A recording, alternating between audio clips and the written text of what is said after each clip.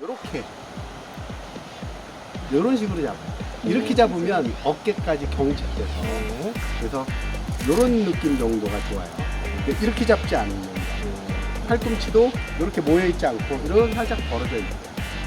근데 이제 사이클은 에어로니까 이렇게 모아서 아래로 떨구고 뭐 이렇게 해야 된다라고 이야기하는 사람들이 가끔 있는데 그것은 이제 반은 맞고 반은 틀려요.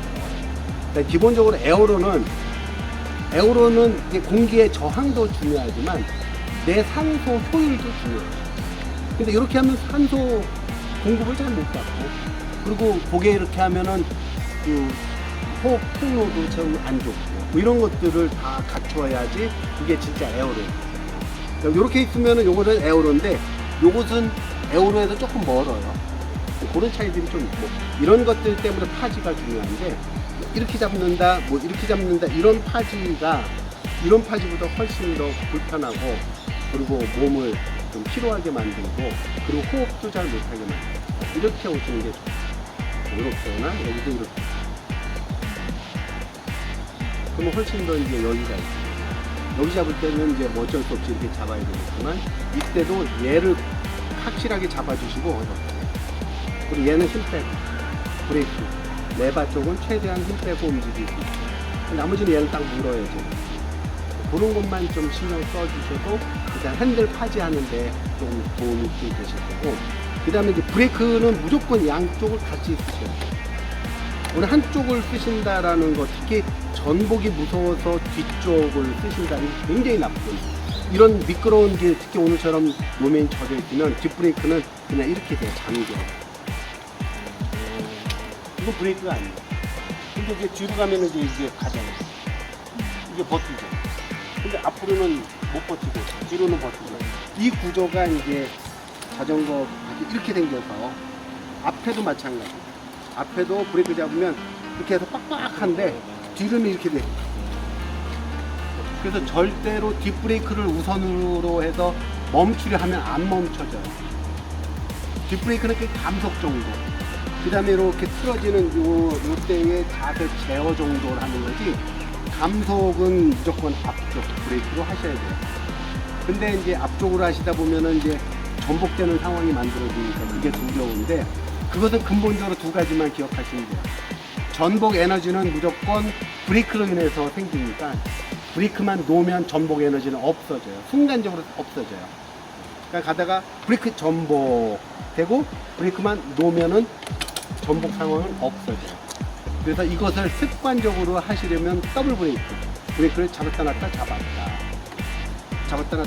아니면 이런 식으로만 해주셔도 전복 에너지는 발생하지 않고 생겼다고 해도 전복 에너지는 바로 사라질 거예요. 브레이크만 놓으면 잡는 것보다는 브레이크를 놓는 게 훨씬 더 중요해요. 근데 이것을 그냥 아예 편하게 더블 브레이크로만 해주시면 좋아요. 이것만 기억하시면 양쪽 브레이크를 사용하면서도 전복 걱정 없이 사용하실 거고 그리고 한 가지 추가하실 거면 브레이크를 잡는 상황에서는 팔꿈치가 떨궈주면 돼요. 팔꿈치만 떨궈주면 어깨가 떨어지면서 무게중심이 낮아지면서 타이어 접지력이 조금 더 세져요.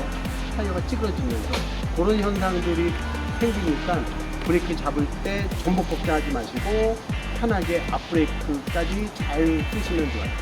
근데 그것도 저것도 아니다 양쪽 같이 쓰시고 그것도 저것도 아니다 그러면 브레이크를 두 번으로 나눠서 꽉꽉 이런 식으로 잡아주시면 아주 좋을 거예요. 그 다음에 이제 변속 컨트롤 하는데 왼쪽 오른쪽이 있는데 왼쪽은 뒤쪽과 관련되어 있고 오른쪽은 앞쪽과 관련되어 있고 뭐 이런 것들 구별하실 필요 전혀 없어요. 그냥 한쪽만. 이게 전 세계적으로 통일된 것은 오토바이와 다 다르게 오른쪽 것이 무조건 뒤쪽에 있어요. 브레이크도 변속기도. 오른쪽 거 하나만 조금 더 잘 쓰시고 익숙해지면 그때 왼쪽 거 신경 쓰셔도 돼요. 게다가 기능이 반대예요. 하나는 똑같은 방향인데 올라가고 하나는 똑같이 했는데 내려가요. 근데 그거는 신경 쓰지 마시고 큰 놈은 큰 쪽, 작은 놈은 작은 쪽. 큰 놈은 큰 쪽, 작은 놈은 작은 쪽이에요. 큰 놈, 작은 쪽. 큰 놈, 작은 쪽. 큰 놈, 작은 쪽. 요것만 기억을 하시면 되는데 얘랑 서로 용도가 틀려서 헷갈릴 수 있으니까 처음에 입문하실 때는 그냥 오른쪽만 신경 써서 변속만 해보셔도 오르막 탄력받아서 빠르게 다 가능하거든요. 참고 하나 하실 것은 요것을 밀 때는 다단 변속이 가능해요. 손가락 톡톡톡 하는 것이 아니라 손목을 이렇게 뒤집는 느낌으로 해서 이렇게 가지면 3칸까지 가요. 4칸까지 가요. 같이 보면 여기서 그러면 갑자기 만다는 오르막에서 당황해서 변속하다가 변속 타이밍 놓쳐서 못 올라가서 내리거나 아니면은 변속기를 망가뜨려 버리거나 이제 체인이 끊어지거나 그런 현상이 생겨서 오르막을 만날 때는 얘를 두두둑 이렇게 사용하는 다단 변속을 좀 익숙하게 하시면 좋으십니다.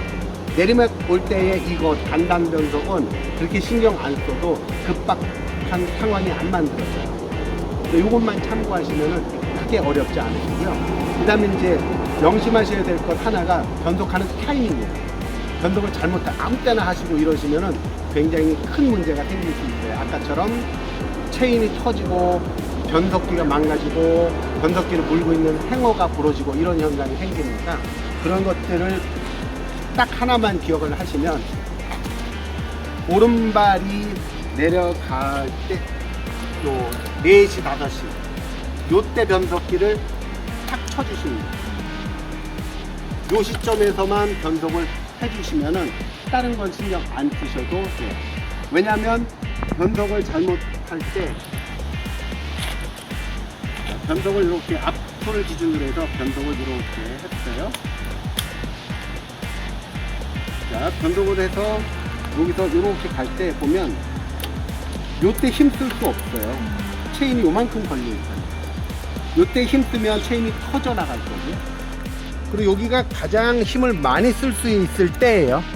12시부터 3시까지 가는 요 시점에 가장 큰 힘이 발휘해야 될 때인데 이때 물려있지 않잖아요. 이럴 때 사고가 많이 나고 기재가 많이 망가져요. 그러니까 아예 요 타이밍에 변동을 하지 마시고 아예 타이밍을 이제 자 여기서도 지금 힘을 써야 될 텐데 변속이 끝나지 않았잖아요. 요때는 안 되는 거예요. 그러면 다시 보면 자 여기서 거꾸로 했을 때 여기서 한번 볼게요. 여기서 변속을 했다 치면 자 여기는 힘쓰는 구간이 아니잖아요. 힘쓰는 구간 여기서부터 여기까지였으면 여기서부터는 힘을 못 쓰는 구간에 이렇게 되는 거죠. 여기는 힘쓸 수 없어. 올라와야 되니까. 그럼 여기 비어있는 구간에서 힘을 못 쓰고 딱 진행되면 변속이 끝났어요. 이때 바로 힘을 쓰면 문제가 발생할 가능성은 없어져요. 기재불량의 문제가 생길 가능성이 없어져요. 자, 이것을 오른발 하나만 기억하세요. 왼발 오른발 번갈아 하실 필요 없고 오른발이 3시를 지나서 딱 가는 요 시점의 변속기를 움직여주면 그 다음부터는 큰 문제가 생기지 않아요.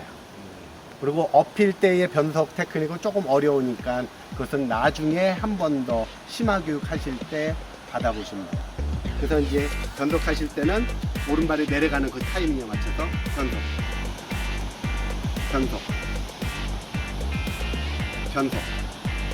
요것만 기억을 하시면 훨씬 더 편하실 거예요. 그때는 이제 힘 팍 주고 힘 뺄 때 변속인 거예요. 6시까지 힘을 꾹 밟는 페달링을 하시면 안 되는 거고 그러니까 아예 힘을 주는 듯 할 때 빼면서 변속 참고로 변속기는 기차의 그 차선 변경하는 그 시스템이에요. 기차가 빠르게 가다가 차선을 바꾸고 다시 빠르게 가는데 그 사이에 속도를 현저하게 줄이잖아요. 그 과정 기억하셔야 돼요. 얘 이름도 그 딜레일러예요. 그래서 체인이 딱 물려있다가 속도를 줄여주고 그리고 변속 그리고 다시 속도를 높여주고 이 과정을 기차처럼 생각하셔서 하면 탈선 현상이 발생하지 않을 거예요. 탈선되면 굉장히 위험해요. 얘도 마찬가지로. 자, 그것을 직접 한번 해보세요. 지난번에는 기본 자세하고 맞춰봤는데 오늘은 변속하고 브레이크에 대한 입문자분들을 위한 구매 교육이었어요. 도움이 되셨다면 좋아요 그리고 알람 설정까지 부탁드릴게요. 지금까지 빡쌤이었어요. 감사합니다.